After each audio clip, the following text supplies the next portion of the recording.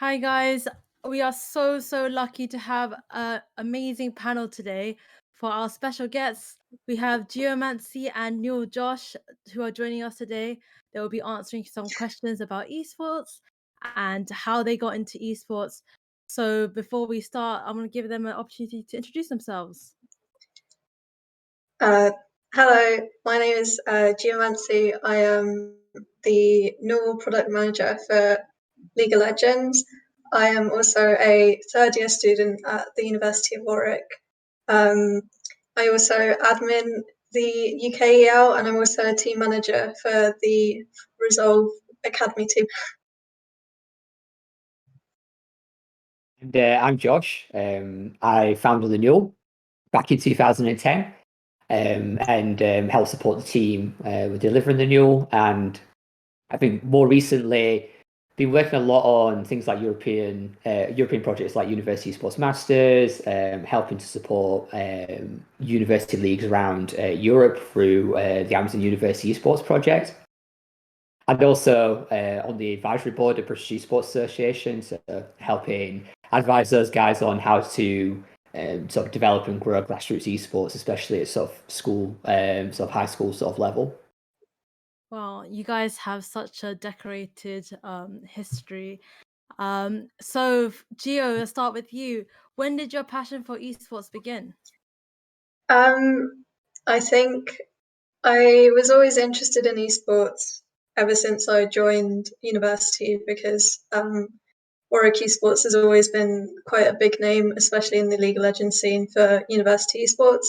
But I think once I went to my first sort of live event, which was the Null Live Finals in like 2019, as a first year student, I realized that like how cool esports could be, and like seeing everyone in real life and like playing together and watching as like a crowd as well, a mini crowd. It was just like such a cool experience for me, and it was sort of like also what pushed me into deciding that it was really something that I actually wanted to do. And yeah, that was my turning point for esports, I think. Yeah, it's so true that Warwick are very involved in esports. They do very well, and I think that you are very well liked by Warwick students and by the Newell students as well. So that's really cool. What about you, Josh? What are your motivations? I know that Geo loves playing League. What are your interests related to esports? Good question. I'm terrible at League of Legends. So I actually started, well, I feel really old now, but well, it was actually Battlefield 2, but that first got me into esports. But I think it was really Call of Duty 4 that sort of ignited my passion for it, I would say. And I set up a team of just some sort of friends locally, and we used to play leagues and play together, and we were absolutely terrible. So it got to a point where I was thinking, well, probably should, if I wanted to sort of stick around in esports, look at other things to do, which is sort of coincided with me going to university. And I decided, well, it'd be really cool to, run a university league, right? Like you've got all these, you can play against other universities and all these other activities, whether it's chess or football or whatever. So why not do that with esports? Because I had a great time, meeting new people, playing together, getting on really well with my teammates. We used to go on holidays and lands and things like that. And still, so like I think 15 years later, we're still friends, still talk to each other, and we've got those sort of memories that we had together, especially growing up. So I just like I said, I love meeting these people who became my friends, and just love the experience. Sort of similar to Gio, like seeing what going to events and seeing all these other people who sort of shared this passion as well. Um, and I think from there, like I said, I just wanted to sort of try and you know give more people that sort of same opportunity to get involved and have those experiences that I did as well. Yeah, absolutely. I think for a lot of people, esports is a very much a social thing. People play to, play with their friends and to meet new people. It's definitely all about community in esports. How did for you specifically, Josh, you take those passions and how did you come to creating Newell and finding such a large organization? How did that happen? Well, it's also very small. That small, in fact, nobody turned up to the first tournament. So it's been a long road. But like I said, I got to university and I was like, well, it'd be really cool, to sort of see, universities compete against each other. So I just started reaching out to the very few societies that existed back then. They were generally based around more like gaming rather than esports. Mm, So just try to reach out to students who, was showing some sort of interest, posting on forums and, trying to reach, the wider esports community in the UK. yeah, Um, and just trying to get, people together and into a tournament and just, just starting really small, just doing, yeah, we did a bunch of sort of one-off little tournaments for yeah. all sorts of games like, Counter-Strike Source, StarCraft, Call of Wow. Duty.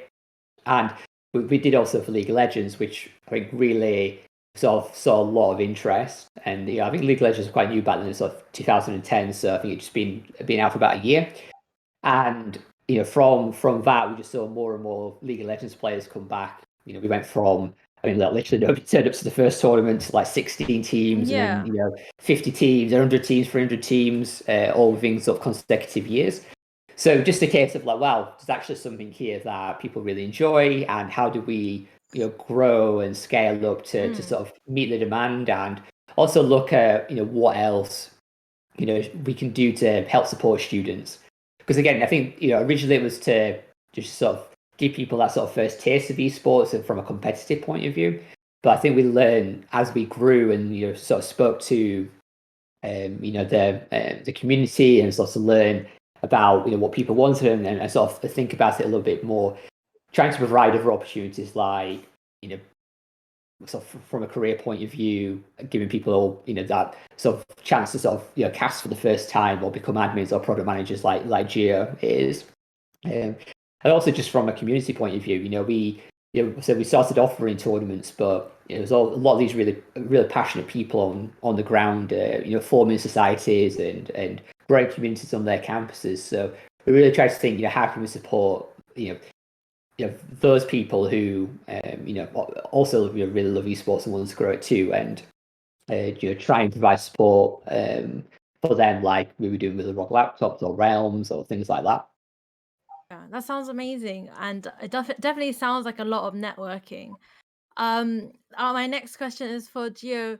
What has your experience in esports been like?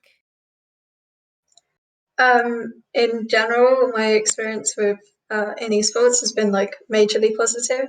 I've met so many people through like societies, but also working at places like the Nuel, or just like in general, meeting players, meeting people who want to work in esports as well, and also just meeting people who watch it. It's like genuinely been such a great like it's had such a massive impact on me and on my university years as well. So yeah, I'd say that it's definitely been like extremely positive for me.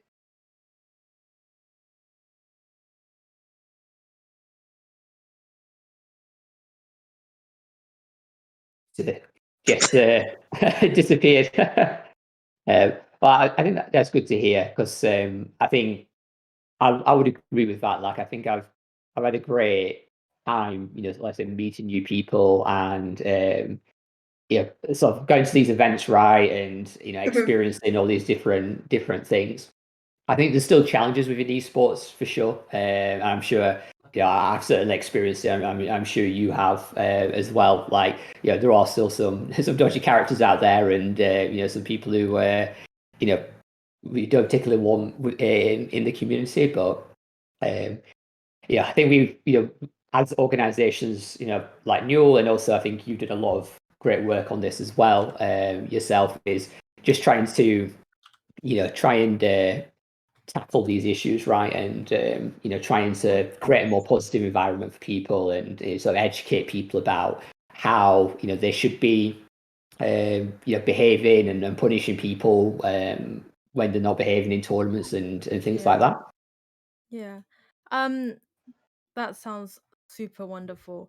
Gio, what has been your most memorable experience or event in esports?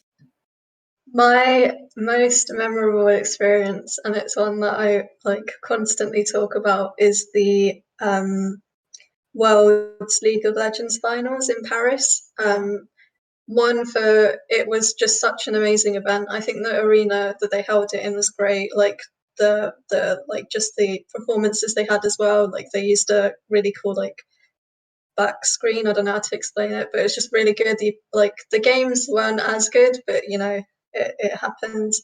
But also because like all my friends were there as well. Like I went with a group of friends, people from Warwick went, people that I'd know that played in Newell as well. It was really nice like seeing everyone there, and like we had like Newell had also brought over like one of the people who work at the Newell Centricity had brought over like a massive like poro to put up um in Paris. So, you know, even our poro had like a nice little visit to Paris. So yeah, I think the World Finals were definitely the highlight of esports events for me.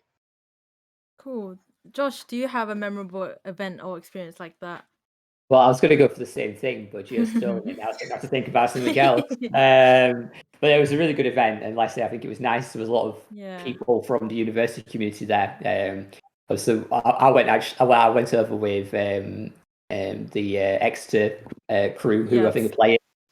Yes, So they are. that was yeah, a great experience, and hope they enjoyed it as well. Yeah. But yeah, it was a fantastic event. Really, I think it was the first time I've ever been to like a world finals for anything. I think it's just that sort of tier above everything else. Cool. So I think my final question for you guys before we throw it to the chat, because I can see a few questions already, is what is one thing that you wish you knew about esports before joining the industry or working in the industry, or what is the biggest lesson that you've learned? Who wants to start? Let's have Geo. I don't know if this is like slightly controversial, but if I could tell my like 18-year-old like Geomancy when she like first started to get into esports is that I don't necessarily have to be such a massive people pleaser, and I don't have to, you know, like Mm, constantly like strive to making connections with everyone, because I think like connections are important, but I think if I'm pushing myself to the point where like I'm not enjoying it and I feel like I just have to have these things, then it won't be very useful. Like it's better for people to know like your genuine self rather than like a sort of like fake persona you put out there to get people to like you and to get those connections, I guess. yeah, cool. What about you, Josh? Yeah, I think it's something that people sort of underestimate a lot is just how much sort of work it is, I guess, to actually get involved I see. in sort of like roles and actually working on some of these projects. That you need to put in a lot of hours, volunteering and sort of helping out and doing things like you guys are doing, with NESA, right? And just actually sort of trying to create something and or help support something. So I think that'd be my advice is like get yourself out there and try Yeah. either helping out with something that exists or building something from scratch. Mm, Because I think it's such a I think your experience speaks a lot for your sort of like credibility within esports, and maybe just to sort of build on Gio's point. Um, I think you've got to have that sort of like portfolio, whatever. If you are going to want to go out and make connections and make valuable connections, because you can just go out trying to like network and not really get anywhere. If you're not really offering something to people as well. So I think it's really important. People are willing to put their hours in and and help out. And it's not glamorous to start out with. You don't just sort of leave university and end up, I don't know, running the mm. LEC or something, or running a major event. Right? Like, there's a lot of steps you have to Yeah, of go through, and I think course. people think, oh, there's like a graduate scheme I can just jump on, or like, oh, Mm, maybe I yeah, can just sort of like, oh, I've just done yeah, I know how to do this better, so I think I can just sort of jump into this yeah. job. There's a lot of work that needs to be done between Mm, you sort of starting out and sort of getting yourself into these sorts of positions. Yeah. Well, thank you so much for answering my questions. I'm gonna pick out a few from the chat.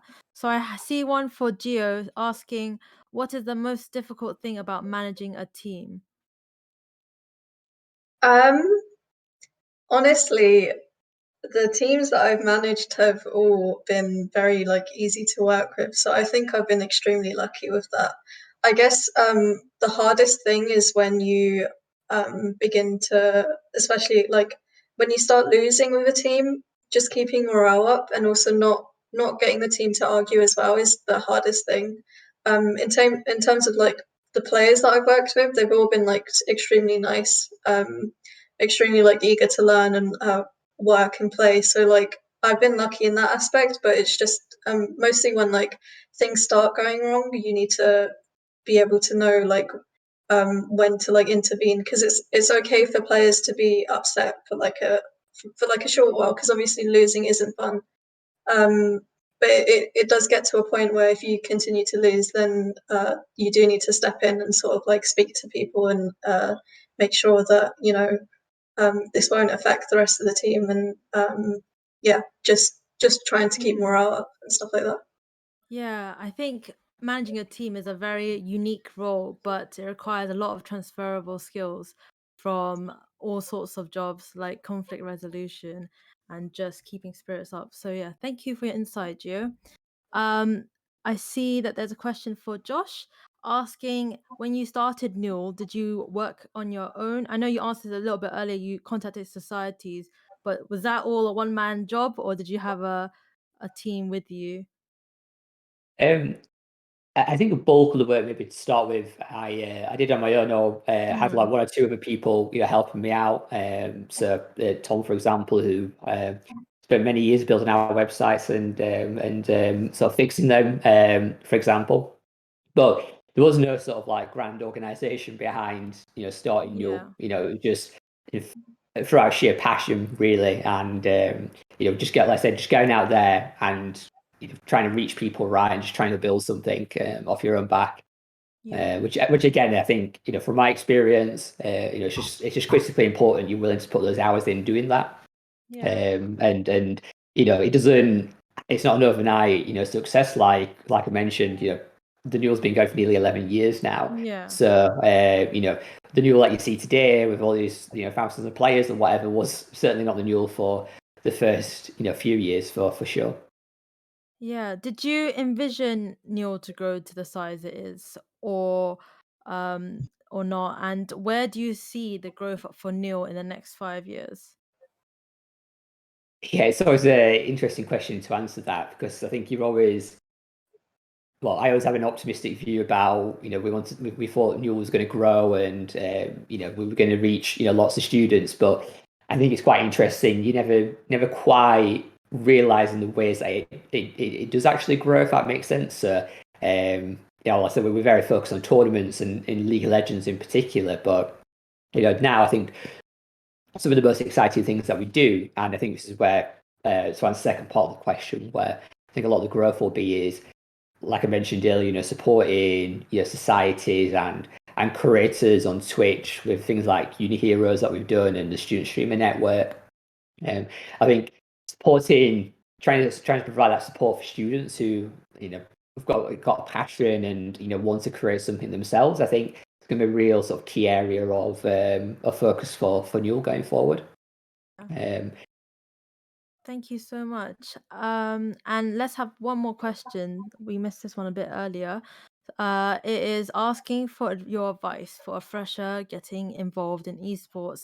Where should they start? I think either in esports at university or even working in industry. Gio, do you want to finish off with telling us what they should do?